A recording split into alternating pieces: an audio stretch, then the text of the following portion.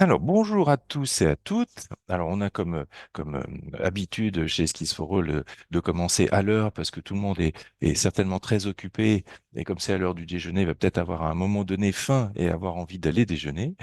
Donc, nous commençons. Moi, j'ai le grand plaisir de retrouver Thibaut. Alors, si un certain nombre d'entre vous ne le connaissent pas, il va se présenter, qui a une très très forte expertise sur le sujet. On est très content de travailler ensemble. Il a un cursus évidemment d'intelligence artificielle avec l'automatisation dont on parlera un tout petit peu plus tard, qui est extrêmement fourni, alors qui parle aujourd'hui majoritairement de ChatGPT, mais et il va nous le montrer avec brio, j'en suis sûr, qui s'adapte totalement à Mistral, puisqu'il y a des problématiques autour de, effectivement, l'appartenance des données. Alors, il y a beaucoup d'entreprises qui sont concernées par l'appartenance des données, par le fait que les modèles soient entraînés avec nos propres données. Et donc, les entreprises sont très, très concernées par le sujet. Je me présente très, très rapidement, donc Marc-Noël Fauvel. Je suis le créateur de Skills for All, qui est un certificateur et un organisme de formation qui est spécialisé sur les métiers du digital. Alors, moi, j'ai un passé d'opérationnel. Et l'idée, c'est qu'on puisse fournir au plus grand nombre possible de personnes les moyens de se former, de se certifier, de rester employable ou de migrer vers les métiers du digital, qui sont des métiers extraordinairement en évolution, en tension, avec des compétences qui arrivent tous les jours. On voit les versions des différentes ChatGPT et autres tous les jours, ou tous les mois du moins, qui se mettent à jour, et ça, tout ça va à une vitesse extrêmement élevée. Et je vous présente Thibaut pour ceux qui ne le connaissent pas. Bonjour à tous. Du coup, Thibaut, je suis directeur produit chez GoJob. GoJob, donc on est une entreprise qui fait du recrutement. On est basé à Aix-en-Provence. Et cette entreprise qui fait du recrutement a la particularité d'avoir un métier dans lequel il y a beaucoup d'interactions humaines. Le recrutement, c'est un métier d'interaction humaine. Et du coup, dans ce métier d'interaction humaine, on utilise beaucoup l'intelligence artificielle, et notamment l'intelligence artificielle générative, pour échanger avec nos candidats. Et on a développé une double expertise. La première, c'est une expertise no-code qui permet d'automatiser les processus. On y reviendra. Et la deuxième, c'est une expertise autour des LLM, donc de tous ces modèles d'intelligence artificielle générative, ChatGPT ou Mistral, pour définir l'intelligence qui va finalement échanger avec nos candidats. Parfait. Alors, quelques mots ensuite pour présenter Skills for All. Donc, on est un certificateur, un organisme de formation en digital learning, c'est-à-dire qu'on a une plateforme d'apprentissage sur laquelle tous les contenus sont enregistrés, avec de l'interaction évidemment. Thibaut participe aux différents ateliers qui sont organisés régulièrement avec les apprenants pour répondre à toutes les questions au fil de l'eau. On a également des forums. On va mettre en ligne dans quelques semaines un chatbot intelligent qui va être capable de répondre à la plupart des questions des apprenants pendant leur formation. Et puis, on fait également du bilan de compétences pour offrir à tout le monde la possibilité de transitionner, de se reconvertir dans les métiers du digital et de rester, bien entendu, employable. Bon, quelques accréditations, on va passer rapidement. Ensuite, comment va se passer en fait ce webinaire? Alors déjà, le principe, c'est qu'en gros, toutes les 4 semaines, 5 semaines, on organise un webinaire sur un sujet qu'on essaye de choisir dans l'actualité. On parle tellement d'intelligence artificielle, on ne le fait pas juste parce que tout le monde en parle, on le fait parce que ça va être un phénomène extrêmement puissant. Ça va être une vague, on pense que ça va être absolument vertigineux, parce que l'appropriation est extrêmement facile, parce que c'est très puissant et parce que c'est capable de produire des choses à énorme valeur ajoutée. Si les résultats qui sont obtenus avec l'IA ne sont pas satisfaisants, c'est la plupart du temps que la question posée est pas bien posée non plus. Et ça, Thibaut nous en fera une démonstration. Donc, toutes les 4, 6 semaines, on a un webinaire qui traite d'un sujet d'actualité. N'hésitez pas à poser vos questions sur le chat au fur et à mesure de la présentation. Je sais que Thibaut aime répondre aux questions au fur et à mesure, c'est beaucoup plus vivant, et puis ça permet de casser un tout petit peu un rythme qui peut être monotone. Donc n'hésitez pas à poser des questions au fur et à mesure. Je suis là pour, si je peux, y répondre directement, ou bien passer la main à Thibaut quand ça devient trop spécifique. Et puis 10 minutes avant la fin, on va vous proposer quelque chose. On a un petit cadeau pour vous, parce qu'on aime bien les cadeaux aussi à vous proposer, de manière à ce que vous puissiez encore tous et toutes plus accélérer sur l'appropriation de ces compétences-là, ou le faire approprier par vos collaborateurs, vos salariés, si jamais vous êtes responsable d'organisation, responsable RH, etc., responsable de production, manager. On est capable évidemment de vous accompagner là-dessus et on aura un petit cadeau pour vous tous et toutes à la fin de cette présentation. Voilà la slide suivante, voilà l'agenda. Et là, je laisse la parole à Thibaut, avec plaisir. Concernant l'agenda, du coup, en effet, on avait un dernier webinaire, j'ai vu ça passer dans les questions qui portaient sur ChatGPT et l'automatisation. Aujourd'hui, on va parler de Mistral et l'automatisation, donc avec un focus sur cet acteur français. Donc, si vous voulez accéder au dernier webinaire, je pense qu'on vous renverra le lien. Sinon, dans tous les cas, vous allez avoir une bonne base avec ce webinaire-là. Euh, et je vais tenter de m'adapter à la fois à ceux qui ont répondu 1, parce qu'il y a eu beaucoup de 1 et de 3. J'ai vu beaucoup moins de 2 dans est-ce que vous utilisez l'IA dans votre entreprise. Donc, n'hésitez pas à me faire accélérer ou ralentir avec vos questions. L'idée, c'est que je m'adapte à tout le monde. Aujourd'hui, donc, on va faire un webinaire en 4 temps. Le premier, en guise d'introduction, on va parler d'IA générative, un petit peu sur le pourquoi, c'est-à-dire qu'est-ce que ça peut nous permettre d'apporter en guise de valeur pour une entreprise ou pour un individu. Et on fera un petit zoom sur Mistral pour bien comprendre les enjeux autour de Mistral, l'histoire de Mistral, et comment est-ce que cet acteur se distingue de ChatGPT, et pourquoi est-ce qu'aujourd'hui on fait un webinaire sur Mistral. Qu'est-ce qui est intéressant à savoir? Temps 2, on ira faire une live démo en commençant doucement. On aura interrogé du Mistral directement sur leur interface et voir comment est-ce qu'on peut en tirer de la valeur.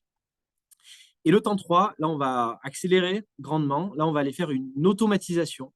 Donc, on va aller intégrer du Mistral dans des processus d'entreprise en prenant un cas de démonstration et on ira le comparer avec ChatGPT. Et le temps 4, c'est la conclusion, un conseil que nous vous partageons, en tout cas un retour d'expérience sur comment bien démarrer avec de l'IA générative pour tous ceux qui ont répondu, je crois que c'était le 3. L'IA est utilisée en recrutement? Oui, on utilise l'IA en recrutement pour faire une présélection, on y reviendra. Temps 1, l'IA générative, donc quels bénéfices et quels usages? Déjà, on parle d'IA générative, mais qu'est-ce que c'est et en quoi c'est nouveau? J'ai fait l'exercice avant le webinaire d'avant de demander, en l'occurrence, c'était à ChatGPT, j'aurais pu demander à Mistral aussi, qui me donne une définition en une phrase de ce qu'est l'IA générative. Et l'IA générative se définit comme un domaine de l'intelligence artificielle. Donc derrière, c'est des algorithmes, c'est du contenu qui a été préentraîné. Et tout est dans le nom, c'est-à-dire génératif, c'est-à-dire qu'on est sur la génération de contenu. Et notamment, on va être capable de générer un contenu. Donc, on a des IA génératives qui génèrent des images, même des vidéos très réalistes. Nous, aujourd'hui, on va se centrer sur un sous-domaine de l'IA générative qui est la génération de texte. Et cette génération de texte, c'est des modèles d'intelligence artificielle qu'on appelle les LLM, donc les Large Language Models. Leur caractéristique, c'est qu'ils ont été pré-entraînés, donc que ce soit du ChatGPT ou du Mistral. Ces modèles, ils ont été pré-entraînés pour pouvoir comprendre ce que vous allez leur dire en langage naturel et pour pouvoir vous restituer la même information processée en langage naturel. Donc, quand vous entendez parler de LLM, c'est tous ces modèles-là qui savent comprendre et restituer en langage naturel. Il y en a plusieurs sur le marché. Donc, le plus connu aujourd'hui, c'est ChatGPT. Donc, derrière ChatGPT, c'est une société américaine qui s'appelle OpenIA, qui a cartonné puisqu'elle a eu des millions et des millions d'utilisateurs très, très rapidement. Ensuite, vous avez aussi Gemini, qui est le modèle de Google, qui lui est principalement disponible aux USA. En tout cas, il était au début principalement disponible aux USA. Vous avez aussi, on entend parler de Llama. Llama, c'est le modèle de Meta. Donc, Meta, c'est la société mère derrière Facebook, qui a aussi sorti son modèle. Et l'année dernière, vous avez Mistral AI. Donc, Mistral, c'est une superbe histoire, parce qu'on aime en parler.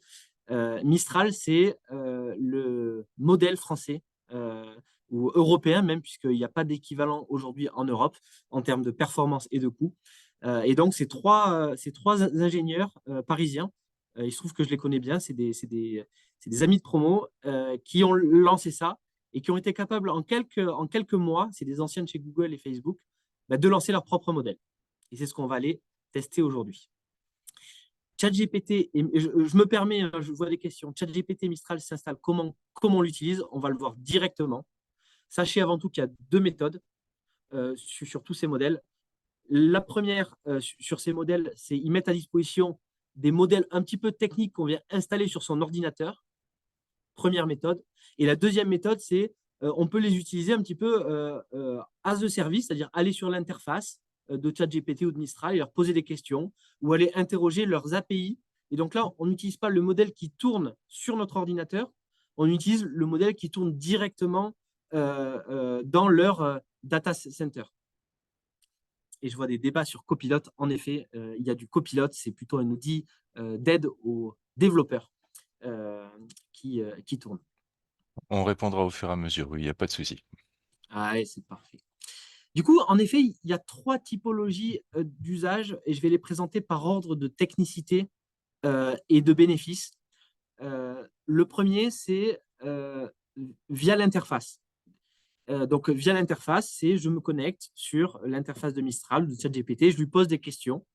La valeur de ça, donc c'est le moins technique, c'est-à-dire tout le monde peut se connecter sur l'interface sans aucune connaissance technique et aller poser des questions au modèle. Le désavantage, c'est que à chaque fois que vous avez une nouvelle question, il faut aller sur l'interface et tout lui redonner le contexte. Deuxième niveau de technicité, vous pouvez intégrer cela dans des automatisations. Et c'est là où on va parler de no-code.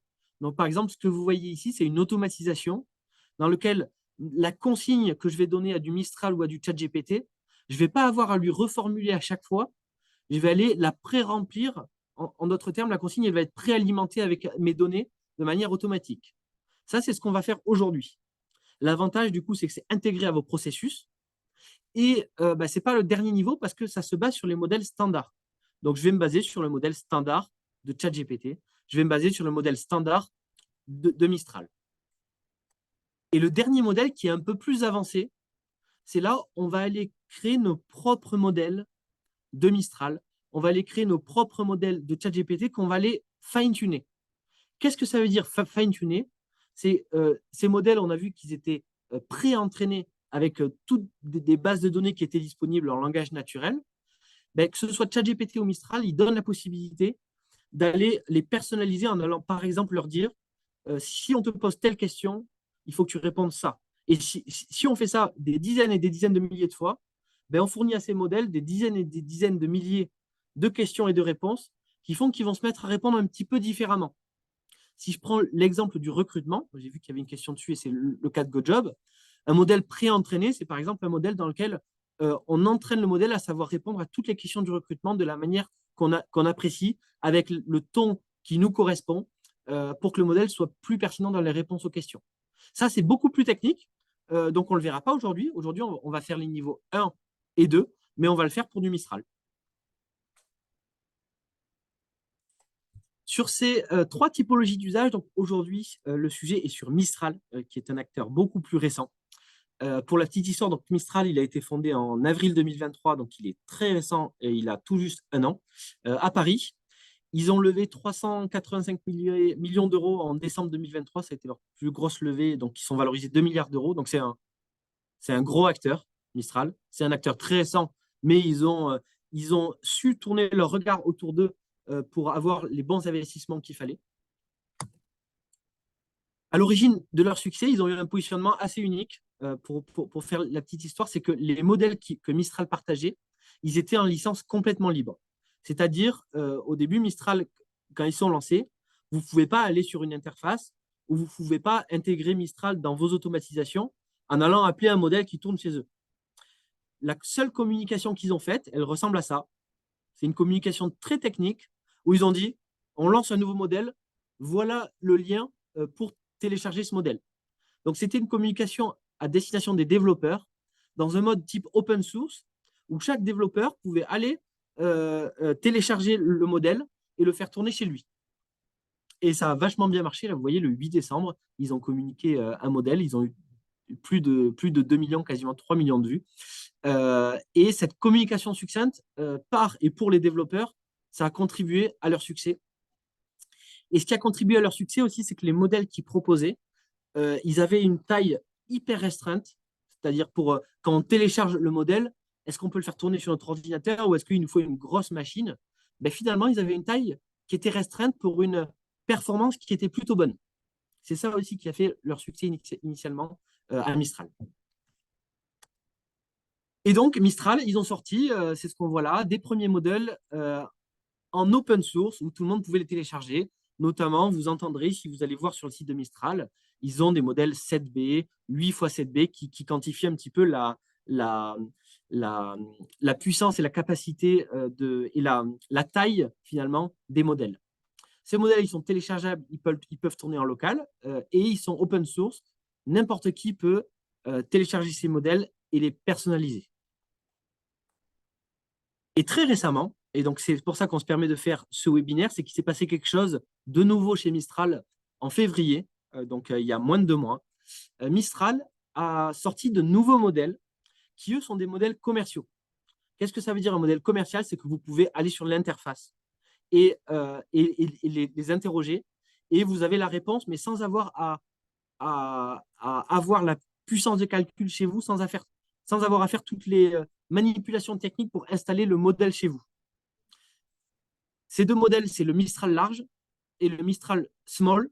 Et ils ont aussi sorti le Mistral Next, qui est la version bêta du nouveau Mistral, qui permettent du coup d'aller interroger ces modèles, soit par l'interface, j'en ai parlé, ou soit via les API.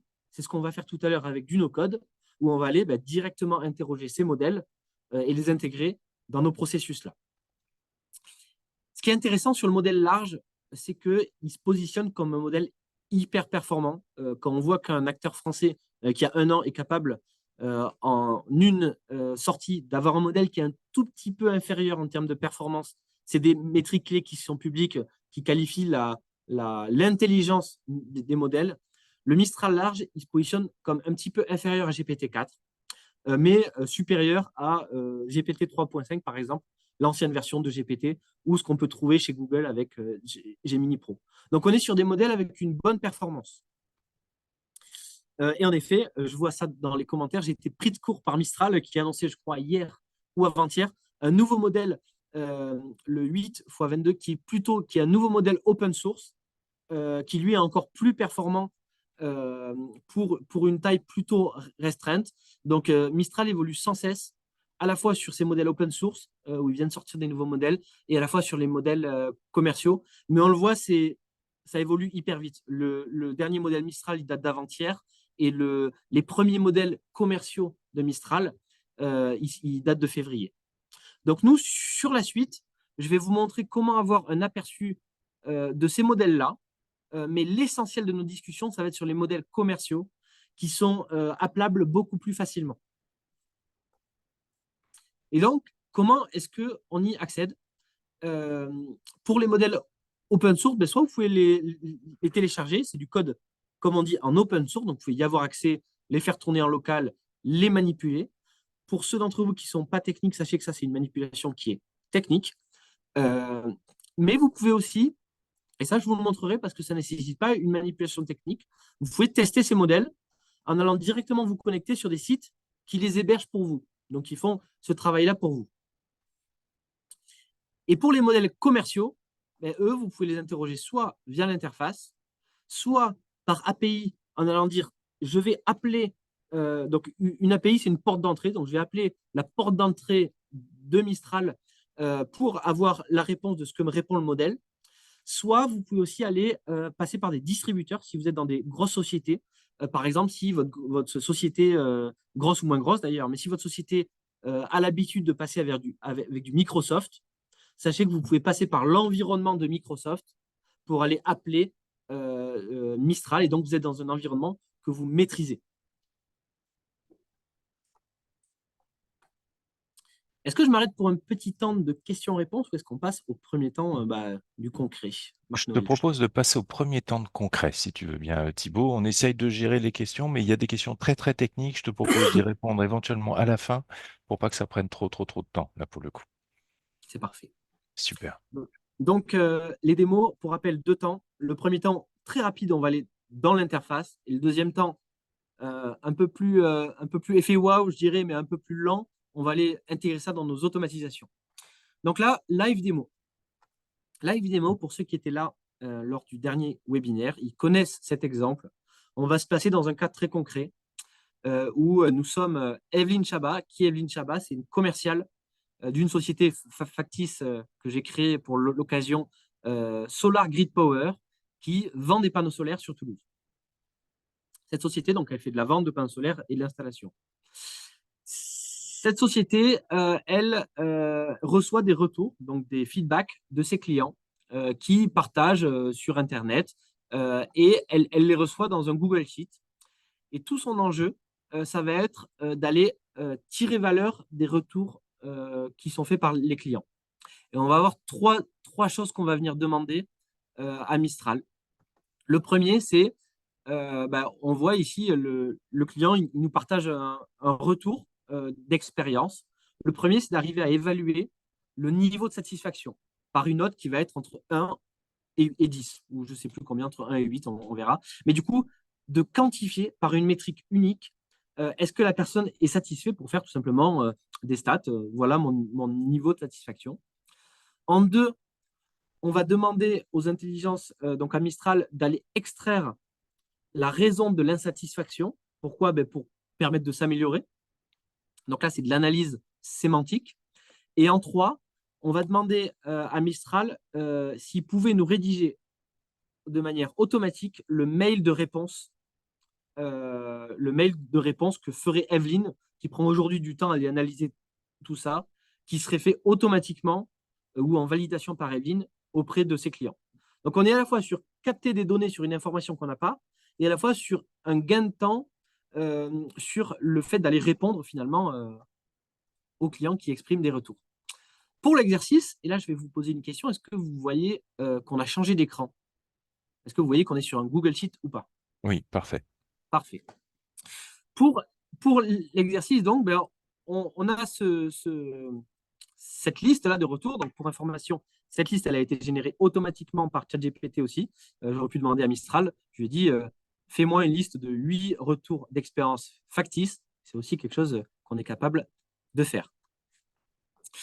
Et du coup, premier cas, donc j'ai 3 besoins qu'on voit ici. Le premier ici, je veux une note où Mistral va nous dire la note de satisfaction du retour.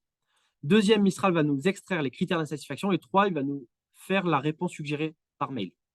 Pour ça, on a 3 prompts que j'ai pré-préparés, mais on va les regarder ensemble. Le premier pour la partie satisfaction. Pour l'instant, j'ai juste fait le prompt le plus facile possible. Et après, je vous donnerai des conseils sur comment aller l'améliorer en fin de session.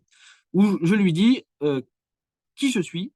Je lui dis un client a partagé un retour sur l'installation de panneaux solaires et je lui dis voilà, est-ce que tu peux m'évaluer la satisfaction avec une note sur 10? Réponds avec un chiffre entre 0 et 10. Et donc, pour ça, je vais par exemple prendre un des retours clients ici qui nous dit je suis globalement satisfait, mais j'ai rencontré quelques problèmes mineurs. Après l'installation, la réactivité du service a été décevante. Donc, je vais prendre ce retour-là, un parmi d'autres, et je vais aller le mettre ici dans ma consigne. Et là, dans ma consigne, on va aller interroger Mistral. La dernière fois, on avait interrogé ChatGPT. Si vous voulez, vous pouvez aller voir la vidéo de quand on l'avait fait avec ChatGPT. Mais là, on va aller voir Mistral. Mistral, donc, pour rappel, il y a les modèles de Mistral qui sont très techniques et qui sont téléchargeables en local. Je vais commencer par aller interroger ceux-là. Ceux-là, donc là, je suis sur un site qui s'appelle Grok. Mais il y en a d'autres. Hein. Grok, c'est un site qui va télécharger le modèle et le faire tourner pour vous. Donc, en quelque sorte, ça m'évite cette manipulation-là très technique. Donc là, je lui envoie ma consigne, telle que je l'ai fait tout à l'heure. Et là, on peut voir que Mistral, c'est ce qui nous répond ici. Il nous répond, donc là, c'est un des modèles de Mistral que je suis allé interroger. Il me répond, on peut voir que c'était hyper rapide, hein, c'est ce qui caractérise ces modèles. Il me répond, compte tenu de son retour, je donnerai une note de 6 sur 10 pour la satisfaction du client. Et puis, il me décrit un peu, il me synthétise un petit peu le retour. Moi, ce que je veux avoir, pour avoir une donnée quantifiée, et on va essayer de le faire, c'est juste, je veux le 6. Je veux qu'on me renvoie juste le 6 pour pouvoir comparer un 6 à un 8 et à un 4. Et donc, on va tenter de faire évoluer le prompt. Là, il m'a pas, comment dire, il n'a pas été en ligne avec ce que je lui dis. Je lui dis réponds seulement avec un chiffre entre 0 et 10. Il ne m'a pas écouté. Mais aussi, c'est un modèle de Mistral un peu moins performant. Donc, toute la logique du prompt ici, c'est qu'il faut réessayer. Et donc là, on va réessayer. Ne me mets pas le texte d'intro ou d'explication. Je veux juste un entier entre 0 et 10. Voilà. Je ne sais pas si ça va marcher en toute franchise, mais c'est vraiment la logique que j'ai dans mon métier de directeur produit et de prompt engineer. C'est du test and learn sur des prompts. On va voir. Là, vous voyez, la nouvelle réponse est 6. Bon, il semblerait que du coup, en adaptant ma consigne, Mistral arrive à me donner juste la note. Et bonne nouvelle, il m'a donné la même note. Si, quand je lui redemandais, il me donnait une note différente, bon, ça aurait été un petit peu inquiétant. Donc là, je suis capable d'avoir une intelligence apportée, en l'occurrence, c'est d'analyse sémantique, sur un retour, sur un modèle de Mistral qui, lui, est téléchargeable sur un ordinateur. On va aller dans le temps 2. Ce que je vous montre ici, c'est l'interface de Mistral sur les modèles commerciaux. Donc là, c'est les modèles vraiment les plus performants, qui sont quasiment ISO à du ChatGPT 4. Et je peux choisir ici les 3 modèles que je vous ai présentés. Le modèle large, le modèle Next. Donc le large, c'est un modèle plus gros qui Mistral le vend comme capacité de raisonnement supérieure. Le Next, bah, c'est un modèle prototype de chez eux. Et le small, bah, c'est moins cher et plus rapide, mais peut-être un peu moins pertinent. On va rester sur un modèle large et on va lui poser exactement la même question. Et pour ceux qui ont déjà utilisé ChatGPT, vous pouvez voir, c'est exactement pareil que ChatGPT, il se positionne exactement sur la même chose. Bon, ben là, Mistral large, réponse 6. Bonne nouvelle, les modèles sont d'accord entre eux. Là, c'est parce que c'est une question plutôt simple. Dans des cas beaucoup plus complexes, nous, chez GoJob, quand on fait du recrutement, on va demander de générer le prochain message à une requête. Ou tout à l'heure, quand on demandera à rédiger le mail, ben, on pourra le voir que ben, écrire un mail, ben, c'est un peu plus compliqué que ça. Ben, du coup, on voit que plus le modèle est large et plus il est précis et il répond à nos consignes, tout de même. Là, on a fait le temps 1 de la démo. Je suis capable d'aller demander à un Mistral quelque chose. D'ailleurs, je vais aller lui faire notre prompt sur le mail, vu que j'en parlais. On l'intégrera tout à l'heure dans nos automatisations. Donc là, c'est une autre consigne que je donne à Mistral, où là, mon but, c'est je lui rappelle le contexte, c'est-à-dire je lui rappelle qui je suis. Je lui rappelle le contexte autour du retour partagé. Donc là, il y a plein de questions de RGPD, on en rediscutera après. Ce qui est notamment important, c'est est-ce que les données que je mets ici, elles servent à un usage qui sert la personne. L'adresse, on y reparlera. Là, en l'occurrence, ça ne sert à rien de donner l'adresse précise. Pour le cas de l'exercice, je le mets. C'est moi-même, donc je suis auto-d'accord avec les données que je partage. Et bah, toute l'idée, c'est de lui remettre ici à la place du XXX le retour que le client a mentionné. Et là, la consigne que je lui demande, c'est de me rédiger un email de réponse que ferait Evelyne par rapport à ce retour-là. Et je lui donne quelques consignes sur bah, la tonalité. Je crois que j'ai dit qu'il fallait vous voyez, sur ce que je souhaite, c'est-à-dire bah, encourager, fournir des détails et inviter à prendre un rendez-vous en visioconférence si le client a résolu un problème qui n'est pas encore solvé. Et donc là, on va voir, ben, on demande à Mistral et Mistral fonctionne comme ChatGPT, c'est-à-dire il est capable de nous rédiger un contenu. Donc là, on est plutôt dans la génération de texte. Alors tout à l'heure, on était dans l'extraction d'une information. Tout à l'heure, je voulais un 6, alors que là, je veux vraiment un email qui se génère. Ben, c'est pas mal. Hein. Et alors après, quand on travaille dans un environnement professionnel, il y a des techniques qui permettent d'évaluer la réponse. Est-ce que cette réponse, elle correspond bien à ce que je souhaite? Notamment, nous, ce qu'on fait en interne chez GoJob, on va demander ça à Mistral, il va nous faire un email. On va demander ça à ChatGPT, il va nous faire un email. Et on a des techniques qui permettent de comparer les deux. On peut aussi demander à un ChatGPT qu'il évalue les deux ou à un Mistral qu'il évalue les deux.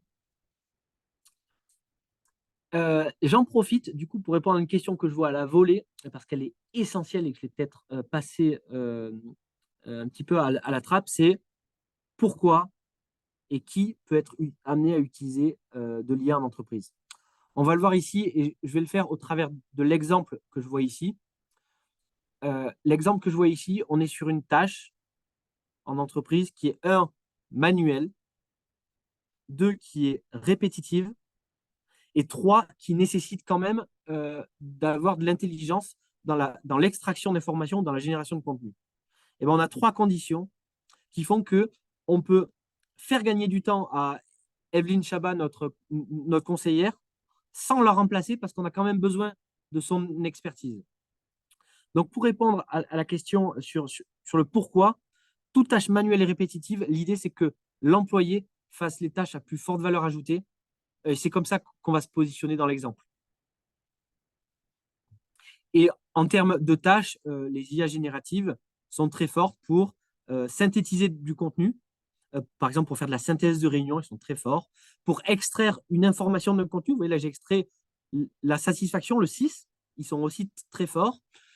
Pour des résumés, pour des traductions, pour de l'aide au code, tout ce qu'il y a du langage humain, pour aussi, moi je l'utilise à titre, on peut lui demander, peux-tu, on va voir, hein, me coder une extension Chrome qui, alors là c'est du live, j'ai pas préparé, d'ailleurs, je sais que GPT répond bien, on va avoir Mistral, qui permet d'envoyer cet email. On va voir, hein. Bon, raté. Mais Euh, raté, il nous dit, je ne peux pas le faire pour toi. En revanche, je suis capable de te guider pas à pas dans comment faire ton extension Chrome avec là, en l'occurrence, c'est des choses qui ne sont pas personnalisées par rapport à ce que je peux faire, mais je peux lui repréciser de comment est-ce qu'on veut personnaliser ça pour nous. Donc, c'est pour illustrer le fait que c'est des assistants virtuels pour chacun des employés qui peuvent vous aider dans toutes vos tâches d'aide au code, de traduction, de synthèse de contenu, d'extraction d'informations. Et en l'occurrence, on le voit, il est un petit peu personnalisé. Là, on voit email subject, email body, etc. Donc, c'est pas du contenu qui est préformaté, c'est du contenu qui a été généré de manière intelligente pour la question que je lui ai posée. C'est ça qui est intéressant. Donc là, premier effet wow pour moi, c'est que Mistral large est quand même très bon. Et on parle beaucoup de ChatGPT, mais Mistral mérite qu'on s'y intéresse. Est-ce qu'on prend des questions, Marc-Noël, ou est-ce qu'on passe au temps 2, qui est les live démos? Je pense que tu peux passer au temps 2. On essaye de répondre au fur et à mesure aux questions et on garde les plus techniques pour toi après. Allez, donc là, le temps 2, tout l'enjeu, c'est que là, on l'a vu, moi j'étais capable de mettre un retour d'un utilisateur et d'obtenir une note de satisfaction 6.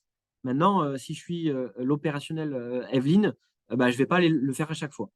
Donc là, tout l'enjeu, c'est d'aller intégrer l'appel de ces intelligences artificielles-là dans des processus automatisés.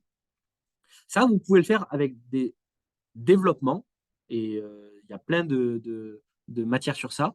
Toute l'idée ici, c'est qu'on va vous montrer comment le faire sans une seule ligne de code, et je vais le faire de zéro, et vous allez comprendre de bout à bout. Et le message qu'on souhaite adresser, c'est que c'est accessible à tous. Il y a des choses peut-être qui vous sembleront compliquées parce que vous allez rentrer dans les outils, mais c'est quelque chose qui est accessible sans une seule ligne de code.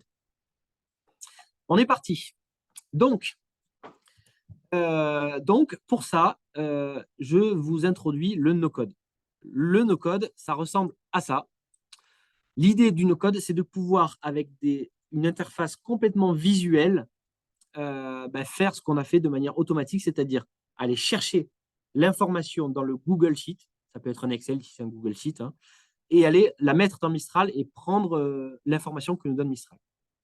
Donc là, je suis sur un outil qui s'appelle Make, qui est un des plus connus pour la partie automatisation en no-code, qui va consister à extraire les retours clients. Et je vais me risquer à le faire en live devant vous. Vous excuserez l'effet démo s'il y a, mais au moins on part de zéro. La première étape que je veux faire, si je suis dans mon processus, si je suis Evelyne, hein, finalement, c'est j'ai ma donnée ici, je veux aller extraire toutes les informations. Donc, je vais ici dans mon Google Sheet et je vais dire, finalement, va me chercher toutes les lignes. Donc là, c'est un module qui s'appelle Search Rows, donc il va me chercher toutes les lignes. Et du coup, je dois lui dire quel fichier c'est. Donc, en l'occurrence, mon fichier, si je suis Evelyne, j'ai peut-être plein de fichiers. Donc là, le fichier s'appelle réponse client. On va voir s'il le trouve. Réponse client, ça tombe bien, il est là. Et ensuite, ben, l'outil va me dire ben, c'est quel onglet. Il se trouve ici que je suis sur l'onglet qui s'appelle Retour client. Et donc, je vais aller extraire les données. Et on est parti. Et donc là, j'ai un premier module qui extrait les retours clients. Et du coup, comment ça fonctionne le no-code? Avec le C, ce sera mieux. Voilà. Si je tourne ce module, on va voir si ça marche en live. Eh ben, j'ai ici, en output, je vais essayer de zoomer pour que vous y voyez bien, mais en fait, je récupère, ici, c'est toutes les lignes de mon fichier. Donc, j'ai 7 lignes, si je ne me trompe pas. Voilà, enfin, de 2 à 8. Et ben, pour la première ligne, je récupère le nom du client, le prénom du client, le message, etc. Et donc, toute l'idée, c'est que là, ben, maintenant, vu que j'ai récupéré le message, ben, je vais aller pouvoir l'intégrer directement dans Mistral. Avant de l'intégrer à Mistral, pour ceux qui n'étaient pas là, sachez que pour ChatGPT, ben, c'est exactement pareil. On ne va pas centrer notre webinaire sur ça, mais sachez que sur ChatGPT, c'est pareil ici. J'ai un module ChatGPT sur lequel ben, je peux aller lui mettre la même consigne. Et là, on va le faire en Mistral pour aujourd'hui. Alors, pour ChatGPT, c'est beaucoup plus simple. C'est un peu plus simple que pour Mistral parce que vu que c'est récent, Make, l'outil en no-code, n'a pas encore développé le module en Mistral. Mais sachez qu'ici, il y a un module. Je l'ai pré-paramétré pour vous, mais grosso modo, qu'est-ce qu'on met dans le module? On dit je veux interroger Mistral. Donc ici, on met le lien de Mistral qui correspond presque à ce lien-là, mais version API, c'est-à-dire version technique. Donc on dit ici j'interroge Mistral. Et ici, on va dire, avec un format ici, c'est la seule chose d'un petit peu technique, mais ça, vous partez de ça, vous le copiez-collez. On va lui dire, le modèle que tu utilises, c'est Mistral Large. Et on va lui dire, ben, quelle est la consigne que tu me donnes. Et donc ça, je vais aller ici dans la consigne, je vais copier-coller exactement ce que je lui ai dit tout à l'heure. Je vais le copier-coller dans mon automatisation. Hop. Donc là, vous pouvez voir, là, j'ai copié-collé tout mon texte. Et ben, pour le coup, ce qui est intéressant avec la partie automatisation, c'est que le retour que le client a fait ici, là, que j'avais mis en dur, je vais pouvoir le supprimer. Et c'est ça que permet le no-code ici, c'est qu'il vous donne ici ben, toutes les variables que vous avez précédemment récoltées. En l'occurrence, moi, ce que je veux mettre, c'est ce qu'il y a en colonne F, c'est ben, je veux variabiliser finalement mon retour. Donc là, je vais aller dire, ben, tu vas me prendre ce qu'il y a dans la colonne F, c'est-à-dire le message reçu par le client, et tu vas aller me le mettre ici pour que pour la ligne 1, ils prennent le retour 1, pour la ligne 2, ils me prennent le retour 2, etc. etc. Et après, c'est la même consigne. Donc là, la seule chose que j'ai fait, c'est que j'ai pris un module préexistant sur Make, j'ai mis l'URL de Mistral et je lui ai copié-collé ma consigne. On est parti, on va voir l'effet des mots. Donc là, ce qu'on demande à Mistral, c'est évaluer la satisfaction. Et on va le faire tourner. Je vais le faire tourner d'abord uniquement lui pour voir comment il marche. Donc là, je vais prendre un retour client. Donc là, je vais prendre le même que tout à l'heure. Et quand je le fais tourner, il me dit, bah oui, mais pour tourner, j'ai besoin de la consigne. Et donc, je vais lui copier-coller la consigne ici. Et c'est ça que permet le no-code, c'est qu'il va faire la même chose que ce que je faisais sur l'interface. Merci pour la clé API. Euh, euh, et en fait, il va me renvoyer ici, du coup, la réponse. Donc là, on peut voir, c'est pas la réponse modifiée parce que j'ai pas ajouté ma petite consigne que j'avais tout à l'heure. Ne mets pas le texte d'intro, je veux juste un entier. Donc, je vais aller rajouter ça dans mon modèle. Je vais aller le répondre ici. Je vais aller le rajouter ici. Au moins, l'objectif, c'est qu'il réponde juste 6 et pas le message du dessous. Voilà. Et là, du coup, maintenant que j'ai la réponse que me fait Mistral, donc là, je peux voir ici, dans la réponse, je peux voir 6. Toute mon idée, c'est d'aller rajouter dans ce fichier-là directement l'intelligence que Mistral extrait. Et pour ça, c'est quoi? C'est mettre à jour une ligne sur Google Sheet. Ça existe sur Make. Donc, je vais rajouter ici un module. Google Sheet. Ça s'appelle en anglais Update Row. Voilà. met à jour une ligne. Ici, je dois malheureusement aller resélectionner, c'est un petit peu chiant, comme on dit, mon fichier. Donc, c'est mon fichier qui s'appelle retour client, que je vous vois. Voilà, pourquoi je ne le vois pas. Et qui est partagé avec moi, qui s'appelle retour client. Non, raté. Du coup, je vais aller faire une autre méthode. On fait du live. Je vais aller sélectionner directement le même fichier que j'avais tout à l'heure. Ben là, je vais lui dire quelle ligne mettre à jour. Je mets à jour. Si en début de scénario, il me prenait la ligne 1, mets-moi à jour la ligne 1. S'il me prend la ligne 2, mets-moi à jour la ligne 2. Et ensuite, je vais lui dire, je veux que tu me mettes à jour en colonne G le résultat de Mistral. C'est ce qu'on fait. On va les mettre en colonne G et on va lui dire, tu me prends le résultat que fait Mistral. Et donc là, qu'est-ce que je fais? Je mets à jour la satisfaction. Et on est parti. Et là, normalement, c'est là où on a un effet wow ou pas. Je prends une ligne, je demande à Mistral, j'en prends deux. Et donc là, dans mon fichier, automatiquement, hop, alors, il est trop rapide. Je voulais vous montrer qu'il apparaisse, on l'a un petit peu vu.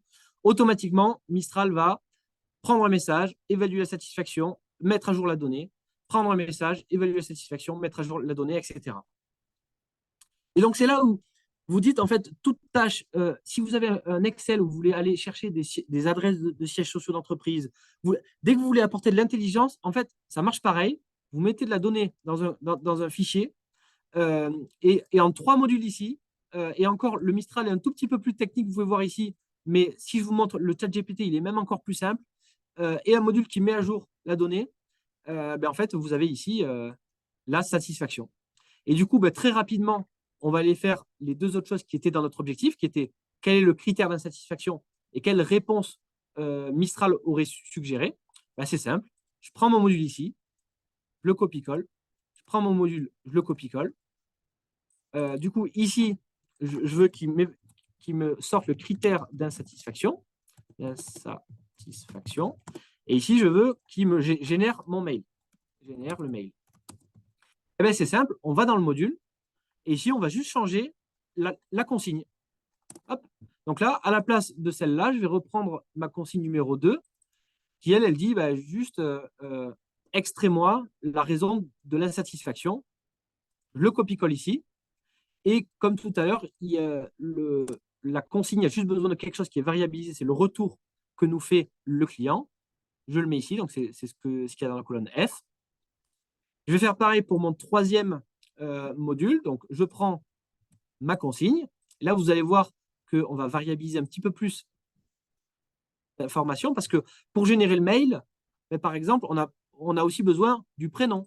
Mais là, le prénom, c'est simple, à la place de Thibaut Vatrigan, je vais aller sélectionner ici le prénom de mon client et le nom de famille du client. On a besoin de l'adresse pour relater dans le mail où est-ce qu'on était. Ben, on l'a aussi dans notre fichier. On va la chercher. Je crois que je l'ai. Elle est ici. Le retour, la date d'installation, c'est bien aussi dans le mail pour faire référence à une date. On l'a aussi, on la met. Et le retour, on va le prendre ici. C'est toujours en colonne F.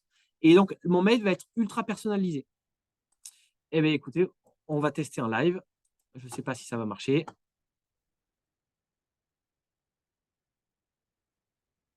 Alors, la génération de contenu, c'est toujours plus long. Parce que ce qui prend du temps à ces modèles-là, c'est de générer du texte. Donc, vous pouvez voir, les deux, ils ont été hyper courts parce qu'ils génèrent un petit texte. Dès qu'on génère une grosse quantité de texte, c'est plus long. Et c'est là où on peut aller voir, retour client. Ah oui, pardon, il faut que je coupe. J'ai oublié quelque chose. J'ai oublié de dire, ensuite, dans la mise à jour ici, en colonne H, il faut que tu me mettes à jour le critère d'insatisfaction, ce qu'il a déterminé, et en colonne I, il faut que tu me génères, il faut que tu me mettes à jour le mail. J'ai oublié ici de préciser ça. On relance et on va voir ça apparaître en live. Donc, je vais supprimer ça. Hein. Hop. Et donc là, j'ai sur une tâche manuelle et répétitive, comme on l'a dit tout à l'heure, il y a, et je vois parler d'accords de décis, etc. On pourra en parler juste après. En fait, pour moi, Mistral, il m'évalue la satisfaction. Quel est le critère d'insatisfaction? Donc, par exemple, ici, c'est le manque d'informations sur le suivi après l'installation. Et encore, il faudrait changer la consigne parce que ici, je trouve que c'est trop verbeux, trop pompeux. Moi, je veux juste qu'il me donne manque d'informations sur le suivi. Et tout ça, ça se paramètre dans la consigne qu'on vient de donner à Mistral. Et donc là, il est en train de travailler pour moi. Et c'est là la valeur du no-code, c'est en fait, on industrialise la manière qu'on a d'aller prendre les informations auprès de Mistral ou de Chat GPT. Donc là, vous pouvez voir que le mail est pré-généré. À quoi ça sert un mail ici? À rien. On pourrait imaginer dans mon automatisation ici, et je vais le faire juste après, on a un module Gmail et le mail, soit il s'envoie automatiquement, soit il se pré-génère et on dit que l'œil expert d'Evelyne, notre opérationnel, est quand même important et c'est Evelyne qui a juste à cliquer sur envoyer ou à modifier. Et donc là, je vais stopper mon scénario parce que c'est un petit peu long, mais ce que je vous montre, c'est tout à l'heure ici, c'est la force du no-code. Je peux mettre un module Gmail. Je dis, envoie un email ou crée-moi un email brouillon à partir de telle boîte mail. Par exemple, moi, j'ai une boîte mail no-code.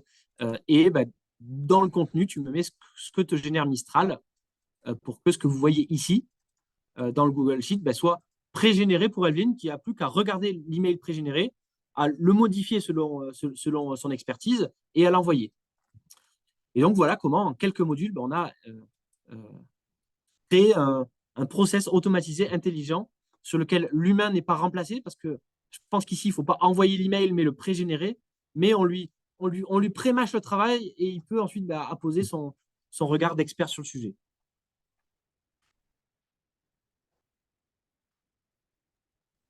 C'est très impressionnant. Avant de répondre aux questions, je sais qu'il y avait eu le point tout à l'heure de comparer avec ChatGPT, ça tombe bien, c'est le même fichier que j'avais utilisé pour ChatGPT. Donc là, les colonnes étaient cachées, mais elles sont là. Et là, ce que vous pouvez voir en colonne JKL, c'est ce que nous avait, je vais le mettre d'une autre couleur, en rouge, c'est ce que nous avait donné ChatGPT. Vous pouvez voir, sur la notation, on est à 8 et 8. Sur le mail, on peut voir, c'est déjà ChatGPT avec quelque chose de pas bien. Ici, il y a marqué feedback. Bon, voilà, ça, dans les consignes. Donc après, c'est de la comparaison de résultats. Mais dites-vous que vous parlez à deux experts différents et que vous avez des méthodes différentes de lui parler. Et en fonction de ça, il vous répondra quelque chose de différent. Il y a des techniques d'évaluation de la réponse. Ici, Mistral évalue 6, ChatGPT évalue 6. Mistral évalue 8, ChatGPT évalue 8. Et ensuite, les autres, malheureusement, je ne les ai pas fait tourner parce que ça prenait un petit peu trop de temps. Sachez que Mistral, le modèle, aujourd'hui, on le paye 30% moins cher. Je ne sais plus, c'est plus de 30% moins cher que ChatGPT 4. Que Mistral, c'est un français, qu'il y a un enjeu de souveraineté quand même. Enfin, du coup, le message de ce webinaire, c'est on parle beaucoup de ChatGPT. Vous voyez ce qu'on a été capable à faire avec Mistral. Et c'est un acteur français, donc on peut beaucoup plus facilement lui envoyer nos datas. Maintenant, je peux répondre à ces sujets d'envoi de data. Sachez qu'il y a des grands groupes et il y a des DSI qui s'intéressent au sujet aussi. Moi, je suis en contact avec eux. Il y a même des acteurs publics que je ne peux pas citer qui s'intéressent au sujet et qui font du Mistral. Tout l'enjeu, c'est, par exemple, vous pouvez ici, j'ai appelé Mistral via directement en lui disant j'appelle Mistral. Vous pouvez aussi voir avec votre DSI pour que Mistral, vous l'appeliez non plus via Mistral, mais via Microsoft Azure si vous avez un environnement Azure. Des choses qui sont possibles, donc de partager les données tout en étant dans l'environnement. Si votre entreprise est sous Microsoft Azure, Mistral, je sais que vous pouvez l'appeler via Azure, par exemple. Donc en étant dans l'environnement de votre entreprise. Voilà pour Ouais. la partie démo via une automatisation. Peut-être qu'on peut faire un temps de questions-réponses, sauf si tu veux faire la partie cadeau avant et on finira par mon conseil. T'en penses Ah quoi, ben, Marc-Noël? avec plaisir pour la partie cadeau, on aime faire des cadeaux. Et je sais que tu aimes aussi toi. Donc, si vous voulez savoir quoi, en fait, il est très clair. Enfin, je crois que la présentation, même si elle n'est pas complètement finie de Thibaut, vous a montré à quel point, en fait, c'était facile quand même. On est loin de la technique d'il y a 20 ans, dès qu'on voulait faire quelque chose avec un système d'information. Là, en fait, c'est du drag and drop. Le no-code, c'est extrêmement simple, on se l'approprie très facilement. C'est extrêmement puissant. On peut faire rédiger des choses, extraire de l'information, resynthétiser, comment dire, développer au contraire. C'est extrêmement puissant. Et donc, il est clair qu'il faut se former le plus rapidement possible. Il faut se former le plus rapidement et le plus largement possible. C'est pour ça que tout à l'heure, les questions et les réponses, il y a eu quelqu'un qui nous a posé la question, mais comment former les collaborateurs? Évidemment, on est un organisme de formation, donc on ne va pas vous envoyer à la concurrence, mais en toute réalité, les cursus qu'on propose, il y en a deux principalement, celui de Thibaut, où on parle d'automatisation et puis de ChatGPT ou bien de Mistral. D'ailleurs, il va faire un ajout dans la formation, dans sa formation pour pouvoir traiter Mistral. Et donc, il faut pouvoir, comment dire, former le plus largement possible. Et du coup, il y a un cursus chez nous qui s'appelle Introduction à ChatGPT qui dure 4 heures. Et ce module, il faut vraiment qu'il soit à disposition du plus grand nombre dans votre entreprise. Et pour que ça commence, bah, on va commencer, on vous l'offre. C'est-à-dire que si vous vous inscrivez dans le lien qui vient d'être affiché dans le chat, on va vous offrir cette formation-là, qui a une valeur d'un peu plus de 400 euros quand même, mais on veut vous l'offrir pour que vous puissiez voir à quel point c'est simple, c'est puissant, et ça va bouleverser énormément de choses. Les gens qui ne l'acceptent pas vont avoir un réveil douloureux parce qu'en fait, l'enjeu, c'est se former rapidement pour pouvoir rentrer rapidement dedans et pouvoir en tirer rapidement les bénéfices. Parce que de nouvelles vagues vont encore arriver, de nouveaux usages vont encore arriver et le train va passer extrêmement vite. Donc, je suis un petit peu long, mais c'est simplement pour vous dire que le cadeau, c'est une formation, une sensibilisation à ChatGPT qui contient énormément de choses et qui vous permet de poser les bonnes questions à ChatGPT. Ça serait la même chose avec Mistral, comme vient de vous le dire Thibaut. Voilà, je te laisse continuer, Thibaut. Merci. Super. Du coup, avant de donner mon conseil, qui sera le point final de cette session, je vais prendre quelques questions du coup. Je ne sais pas si vous en avez repéré quelques-unes.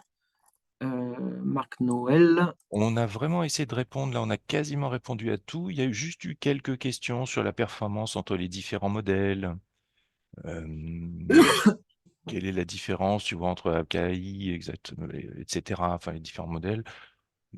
Je ne sais pas si tu as envie de répondre à ça, si c'est pertinent. Oui, Non. bien sûr, c'est très difficile d'évaluer la performance des modèles en sachant qu'elle dépend beaucoup de comment vous les interrogez. En fait, euh, le modèle est autant important. Entre un Mistral large et un ChatGPT 4, la manière d'interroger le modèle est autant importante que le modèle.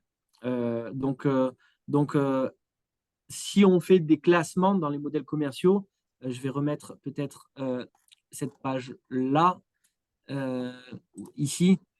Si vous utilisez du ChatGPT 4 ou du Mistral large, ça se joue à peu finalement. C'est plutôt par rapport à votre cas d'usage, par rapport à votre besoin, comment vous interrogez.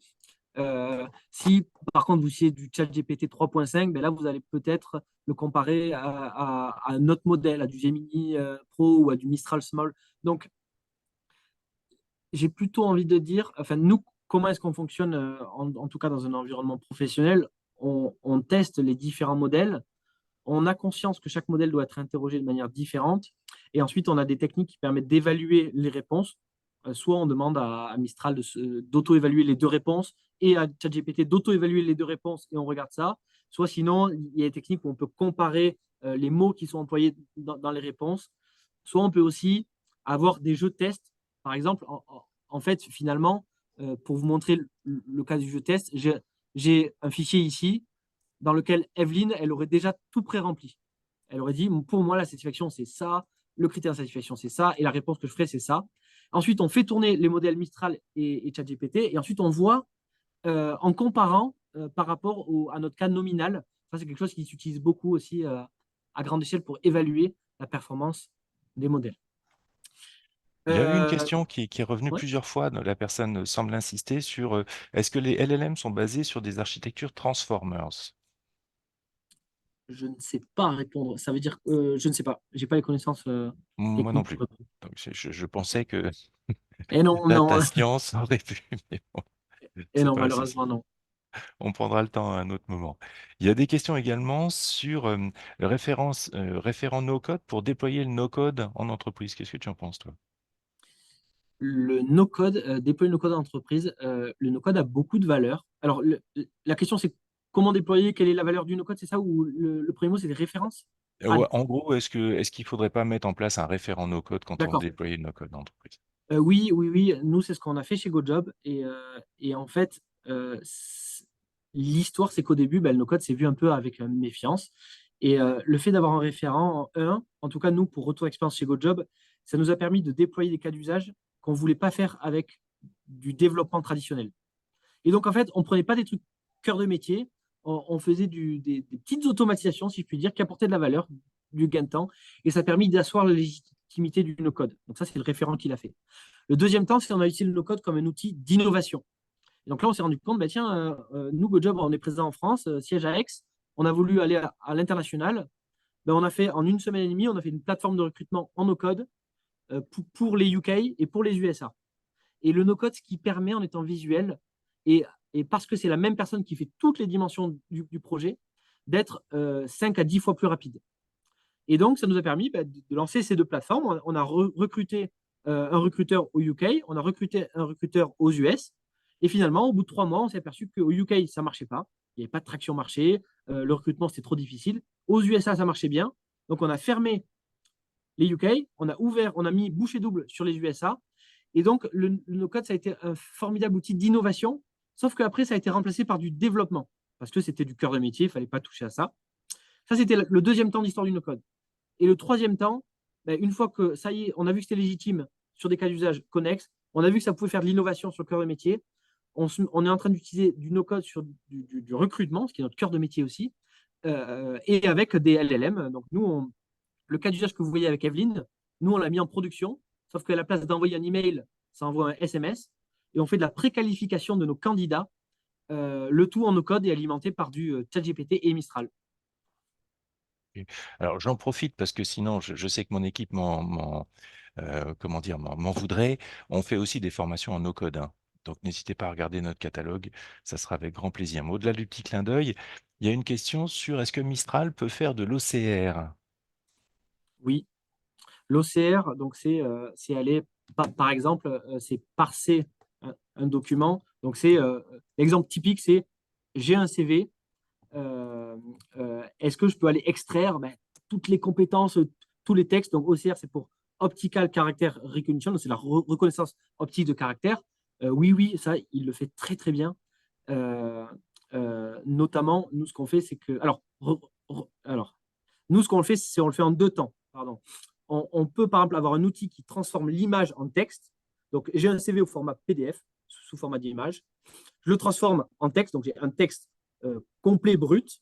Et ensuite, je le donne à Mistral. Et Mistral, il va prendre ce texte brut et il va me le transformer en texte structuré en mode compétence, deux points, nom, deux points, etc. Donc, nous, on le fait en deux temps. C'est-à-dire, on a un outil qui fait de l'OCR, donc qui part d'une image et qui fait du texte.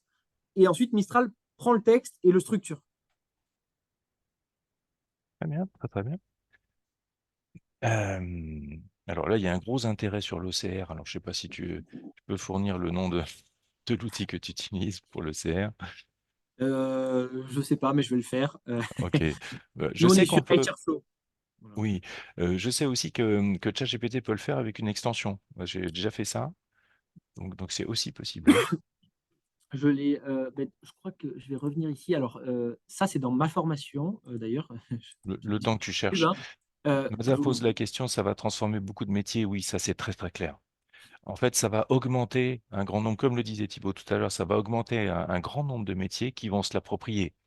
C'est-à-dire, l'idée, c'est pas du tout, c'est pas la nôtre non plus chez Skills for All. On n'est pas dans une substitution. Je veux dire, il y a des tas de gens qui ont peur, et à juste titre, du remplacement de l'être humain par l'AI. On n'est pas du tout là-dedans. Au contraire, c'est l'augmentation. C'est la possibilité de faire des tâches répétitives, de les faire faire par la machine, des tâches sans grosse valeur ajoutée et redondantes, de les faire faire par la machine. Et là, aujourd'hui, c'est possible. C'est tout l'intérêt, mais ça va transformer la manière de travailler, tout à fait. Et du coup, pour finir sur l'OCR, la prise d'écran que vous voyez ici, en fait, c'est un vrai exemple que je fais dans ma formation avec Skills for All, où on vient récupérer un CV. Donc là, on le récupère sur Google Drive. On utilise un module d'OCR, en l'occurrence ici, c'est Google Vision, qui transforme le CV en texte. Et on envoie ce texte à ChatGPT, en l'occurrence, qui va tout nous synthétiser ou nous extraire de l'information.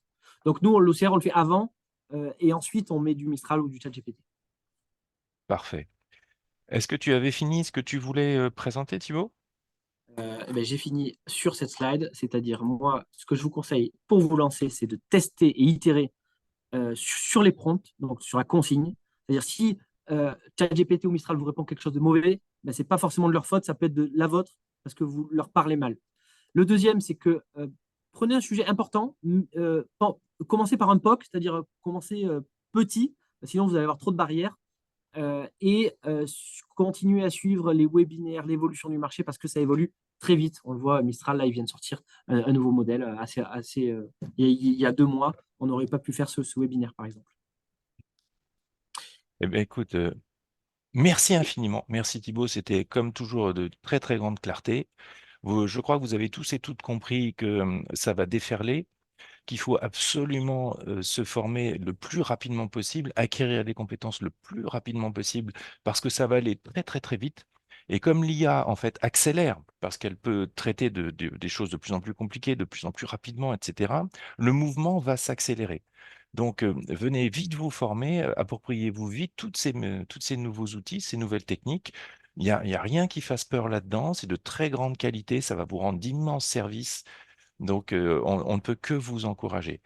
Merci infiniment, Thibaut. Merci pour la qualité de ta présentation. Et puis, j'espère qu'on vous reverra très, très rapidement, tous et toutes, sur un futur webinaire. On va s'empresser de vous envoyer à tous le sujet. Merci Merci beaucoup. beaucoup.